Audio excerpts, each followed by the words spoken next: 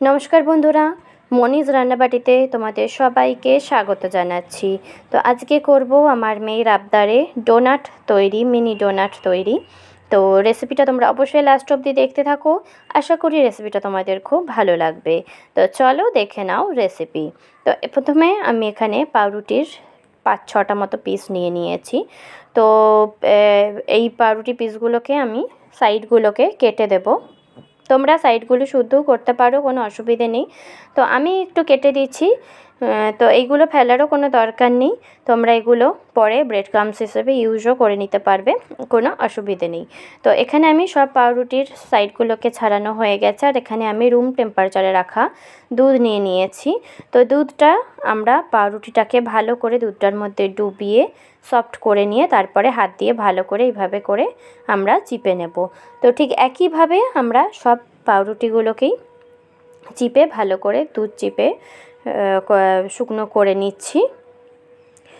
তো চলো এবারে আমাদের ভালো করে পাউরুটিগুলো আমাদের চেপা হয়ে যাচ্ছে দুধে ডুবিয়ে।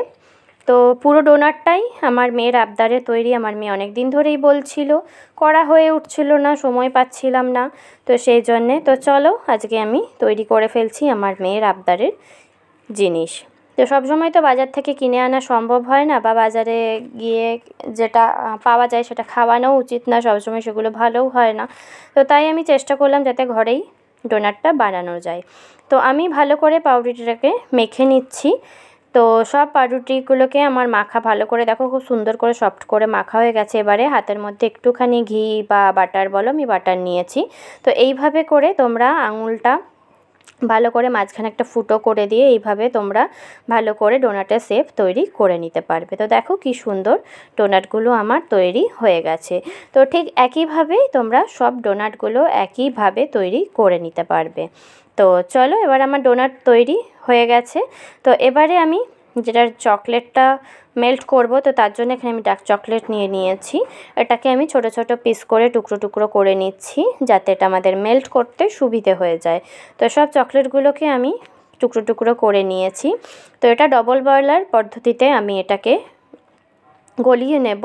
তো এখানে আমি একটা পাত্রে জল গরম করতে বসিয়ে দিয়েছি, আর একটা বাটিতে আমি চকলেটটা নিয়ে নিয়েছি। আর এখানে প্রায় 3 থেকে 4 চামচ মতো দুধ দিলাম, আর হাফ চামচ মতো আমি এখানে বাটার দিয়ে দিলাম, যাতে এটা একটু বেশ চকচকে ভাব একটা আসে চকলেটটাতে। তো সেই জন্য এটা আমি দিয়ে দিলাম। তো এইভাবে ডবল বয়লার পদ্ধতিতে আমরা ভালো করে চকলেটটাকে খুব সুন্দর করে গলিয়ে নেব। দেখো ঠিক এইরমভাবে চকলেটটা গলিয়ে নেবে। তো আমাদের চকলেট গলানো হয়ে গেছে। তো এবারে আমরা যে ডোনাটগুলো তৈরি করে রেখেছিলাম সেই ডোনাটগুলো আমরা ভেজে নেব। তো আগের থেকে আমি কড়াইতে তেল গরম করতে বসিয়ে দিয়েছি।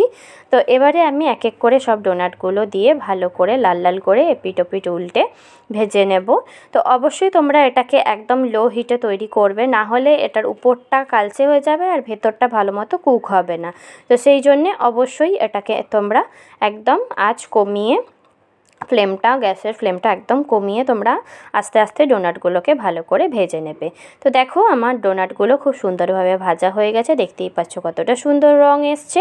তো এবারে আমি সব ডোনাটগুলোকে তুলে নিয়েছি। এবারে আমরা যে চকলেটটা গলিয়ে রেখেছিলাম, তো সেটাকেই আমরা ভালো করে ডিপ করে নেব, যাতে এটা একটু দেখতে সুন্দর হয়ে যায়। তো দেখো কতটা দেখতে লোভনীয় হয়েছে।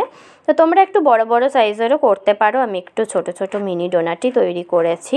তো দেখো সব চকলেটগুলো আমাদের ডোনাটগুলো ডিপ করা হয়ে গেছে। তো এবারে আমি আমার কাছে যেগুলো রয়েছে সাজানোর জন্য, কেক সাজানোর জন্য, তো সেগুলো দিয়েই আমি একটু সাজিয়ে নিচ্ছি। একটু চকো চিপস, একটু যে পার্লগুলো রয়েছে সিলভার পার্ল সেগুলো, আর একটু ব্ল্যাক চকো চিপস আর হোয়াইট চকো চিপস সব দিয়ে আর কি আমি ডেকোরেট করে নিয়েছি। তোমরা তোমাদের ইচ্ছে মতো ডেকোরেট করে নিতে পারবে।